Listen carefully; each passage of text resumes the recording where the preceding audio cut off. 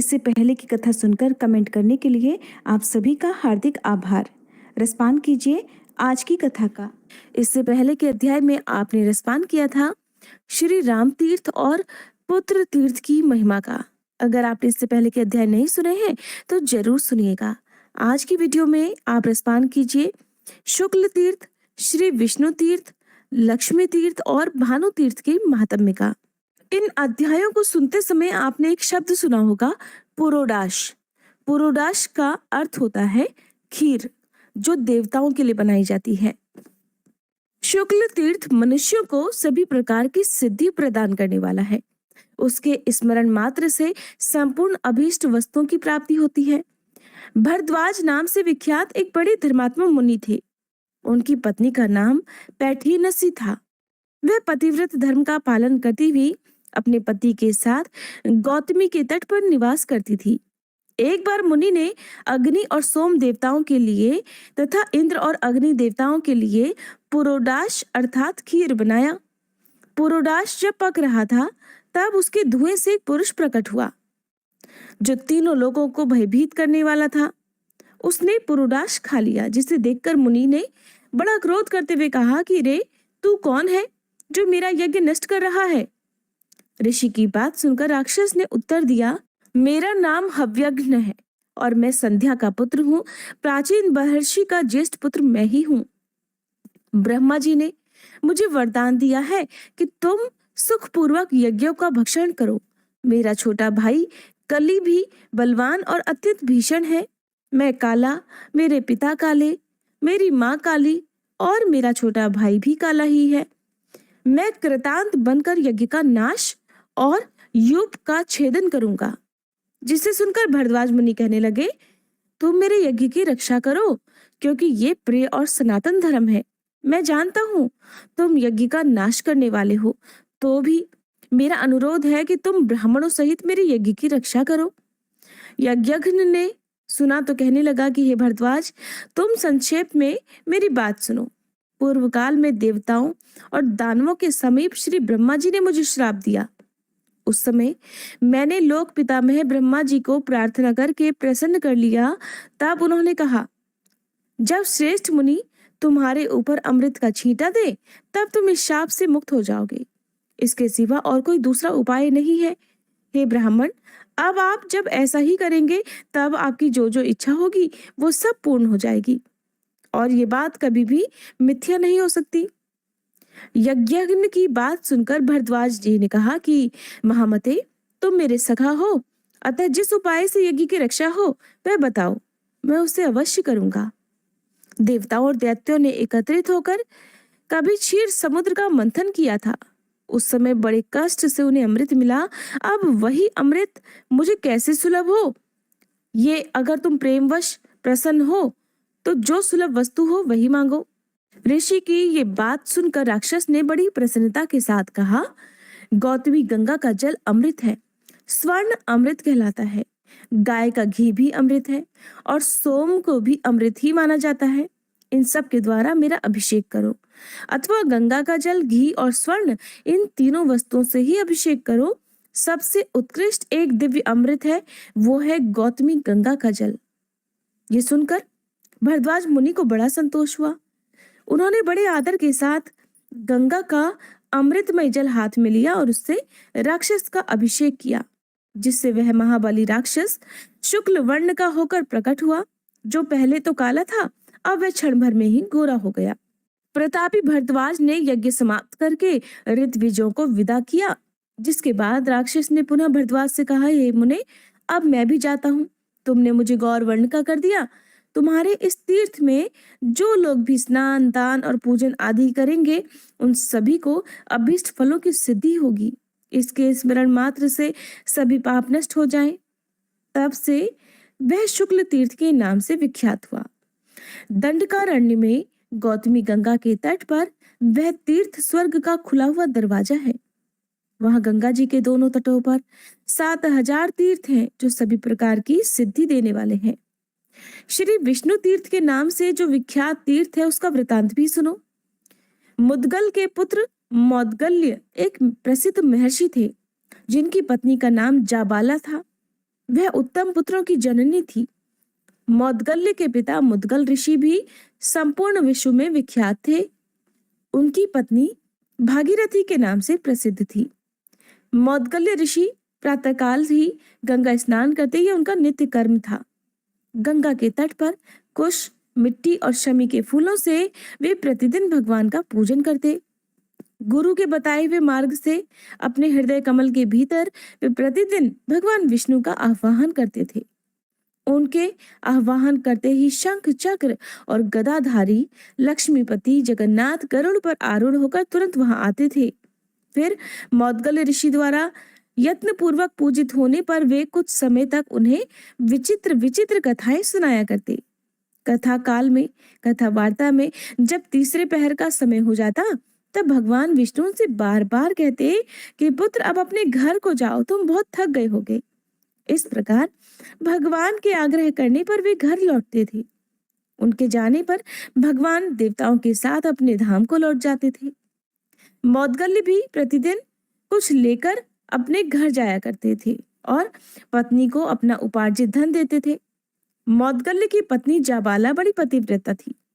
उसके स्वामी शाक, फल अथवा मूल जो कुछ भी ला देते, उसे ही वह लेकर उसका संस्कार करती और पहले अतिथियों, बालकों तथा अपने पति को परोसती। इन सब को भोजन देकर फिर वह स्वयं अन्न ग्रहण करती। जब सभी लोग भोजन कर लेते, तब वह अन्न ग्रहण करती और मौदगल्य मुनि प्रतिदिन रात में प्रसन्नता पूर्वक श्री विष्णु के मुख से सुनी हुई कथाएं फिर सबको सुनाया करते। इस प्रकार बहुत समय व्यतीत होने के बाद मौदगल्य मुनि ने पत्नी, पुत्र, भाई, बंधु और माता पिता के साथ उत्तम भोग भोगे और अंत में मोक्ष भी प्राप्त कर लिया। तब से वह तीर्थ मौदगल्य तीर्थ और श्री विष्णु तीर्थ के नाम से प्रसिद्ध हुआ।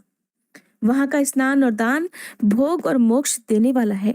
अगर किसी तरह उस तीर्थ के नाम का श्रवण अथवा उसका स्मरण ही हो जाए, तो फिर भगवान विष्णु प्रसन्न हो जाते हैं और वह मनुष्य पापों से मुक्त होकर सुखी हो जाता है।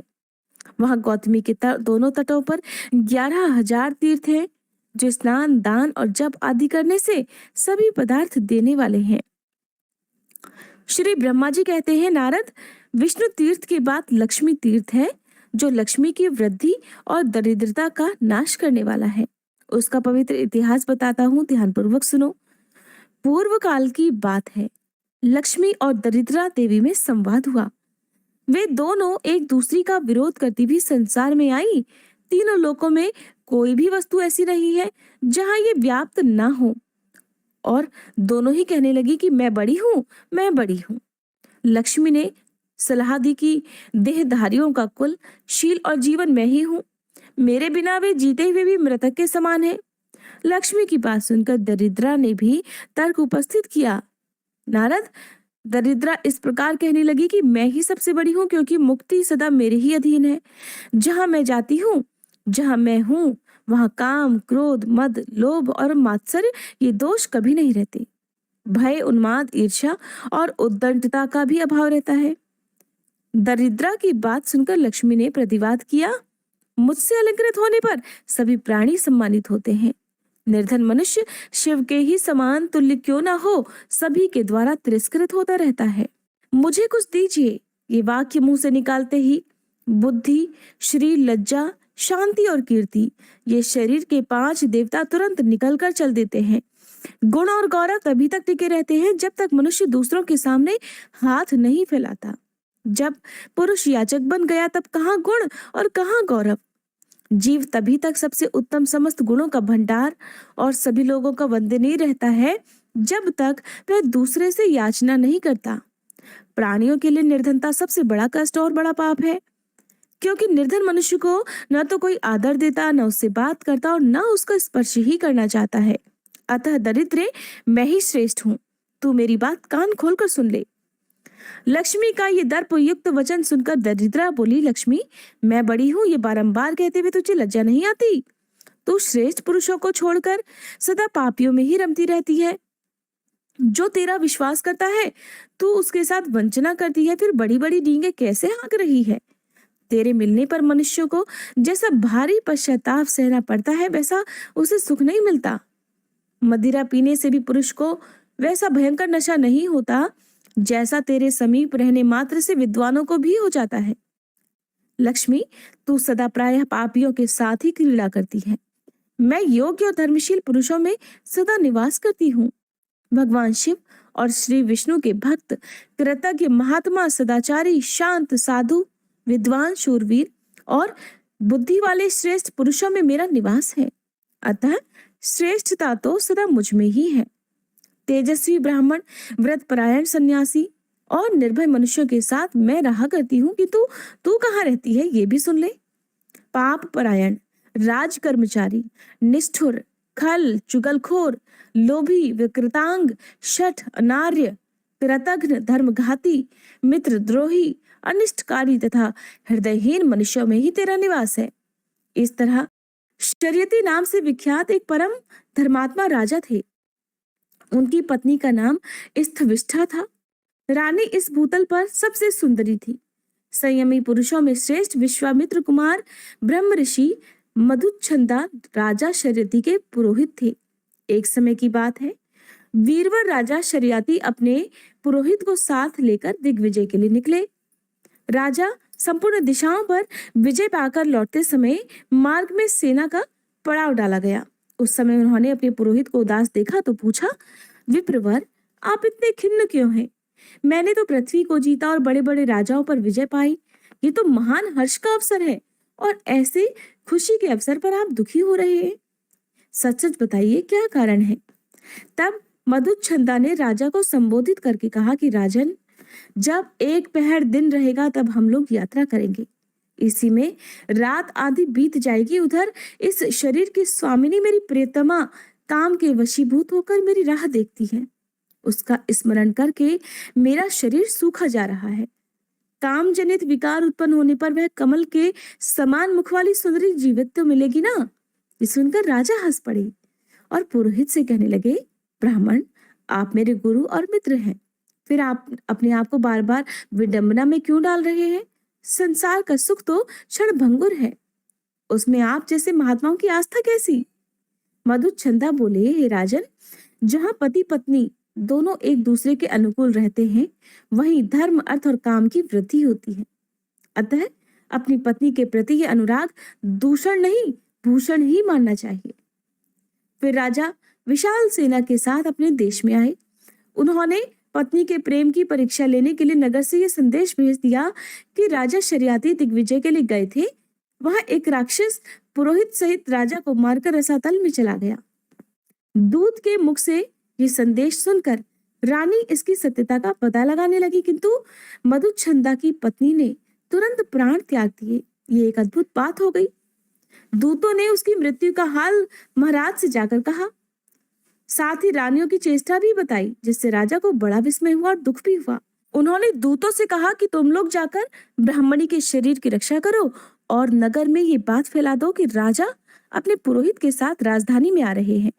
ऐसा कहकर राजा चिंता से व्याकुल हो उठे। उसी समय आकाशवाणी हुई, राजन, इस पृथ्वी पर गौतमी गंगा सब प्रकार के संकटों की शांति करने वाली तथा पावन है। वे आपका संपूर्ण मनोरथ सिद्ध करेंगी।